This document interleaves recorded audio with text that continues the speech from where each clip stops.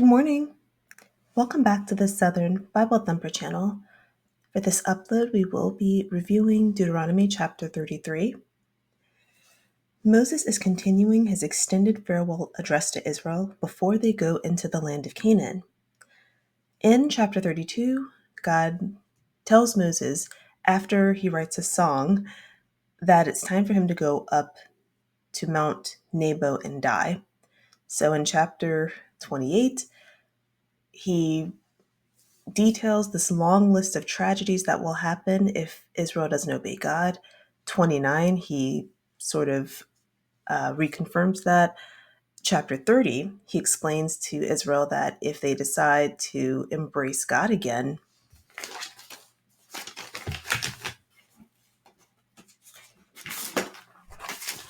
chapter 30, they decide to embrace God again, that God will make sure that they're taken care of.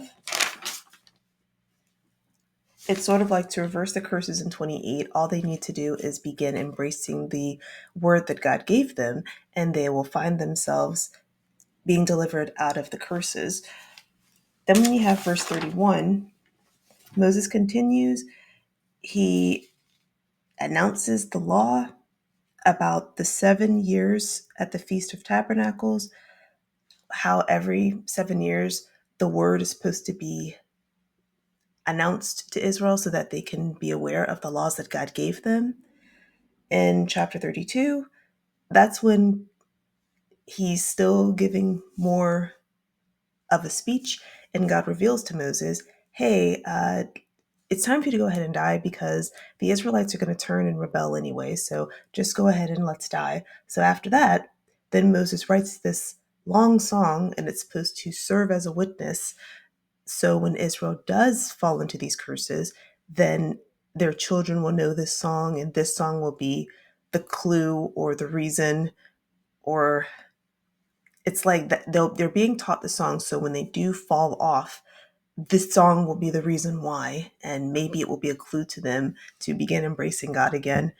It just seems pretty harsh, but after he gave Israel the song, God says, okay, it's time for you to die. Let's go to Mount Nebo. So now this chapter, after God has told him again, let's go ahead and die, we have this chapter where Moses is now giving Israel the blessing. I want to read from the New International Version because this is similar to a song. It's something that is personal, and the meaning of it, I can analyze it myself, but this is plain English enough. These are Moses' last words. Just want to give him his respect and not try to pick this apart so much. This is the blessing that Moses, the man of God, pronounced on the Israelites before his death. He said, the Lord came from Sinai and dawned over them from Seir. He shone forth from Mount Paran. He came with myriads of holy ones from the south, from his mountain slopes. Surely it is you who love the people. All the holy ones are in your hand. At your feet they all bow down, and from you receive instruction, the law that Moses gave us, the position of the assembly of Jacob. He was king over Jeshurun when the leaders of the people assembled, along with the tribes of Israel. Let Reuben live and not die, nor his people be few. And this he said about Judah. Hear, Lord, the cry of Judah. Bring him to his people. With his own hands he defends his cause. Oh, be his help against his foes. About Levi he said, your Thummim and Uriim belong to your faithful servant. You tested him at Massa. You contended with him at the waters of Meribah. Because it's kind of true, but it's also the reason why Moses is not able to go into Canaan. It's sort of like he's blaming him again. I don't mean to interrupt, but this is sort of another reason why I don't want to say I'm done with Moses, but Moses, he has not been completely honest about why he's not going into Canaan and why everything is happening. So maybe in one aspect, well, I know I'm kind of anything that isn't like a law that God has given Moses, I'm suspicious of, and especially now that he's getting ready to die. I would rather just read what he said instead of trying to tell you what the summary is. Okay, so you tested him at Massa, you contended with him at the waters of Meribah. He said of his father and mother, I have no regard for them. He did not recognize his brothers or acknowledge his own children, but he watched over your word and guarded your covenant. He teaches your precepts to Jacob and your law to Israel. He offers incense before you and whole burnt offerings on your altar. Bless all his skills, Lord, and be pleased with the work of his hands. Strike down those who rise against him, his foes, till they rise no more.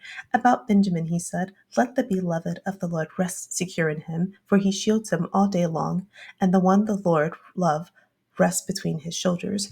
About Joseph he said, may the Lord bless his hand with the precious dew from heaven above, and with the deep waters that lie below. With the best the sun brings forth, and the finest the moon can yield, with the choicest gifts of the ancient mountains, and the fruitfulness of the everlasting hills, with the best gifts of the earth and its fullness, and the favor of him who dwelt in the burning bush. Let all these rest on the head of Joseph, on the brow of the prince among his brothers. In majesty he is like a firstborn bull. His horns are the horns of a wild ox. With them he will gore the nations, even those at the ends of the earth. Such are the 10,000s of Ephraim, such are the thousands of Manasseh. About Zebulun he said, rejoice, Zebulun, in your going out, and you, Issachar, in your tents. They will summon peoples to the mountain, and there offer the sacrifices to the righteous. They will feast on the abundance of the seas, on the treasures hidden in the sand. About Gad he said, blessed is he who enlarges Gad's domain. Gad lives there like a lion, tearing at arm or head. He chose the best land for himself. The leader's portion was kept for him. When the heads of the people assembled, he carried out the Lord's righteous will and his judgments concerning Israel. About Dan he said, Dan is a lion's cub, springing out of Bashan.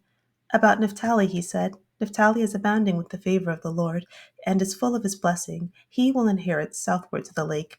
About Asher he said, most blessed of sons is Asher. Let him be favored by his brothers, and let him bathe his feet in oil.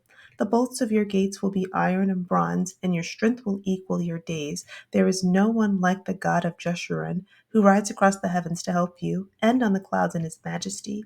The eternal God is your refuge, and underneath are the everlasting arms. He will drive out your enemies before you, saying, destroy them.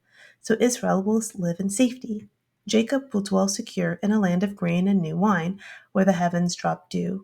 Blessed are you, Israel, who is like you, a people saved by the Lord. He is your shield and helper, and your glorious sword. Your enemies will cower before you, and you will tread on their heights.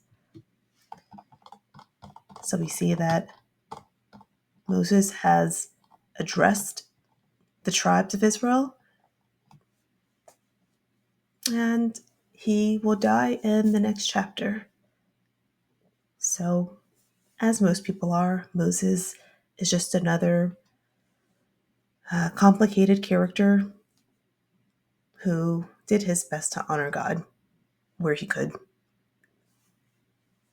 So, although I am skeptical of some of Moses, the next chapter does regard Moses as, there having been no other prophet like Moses.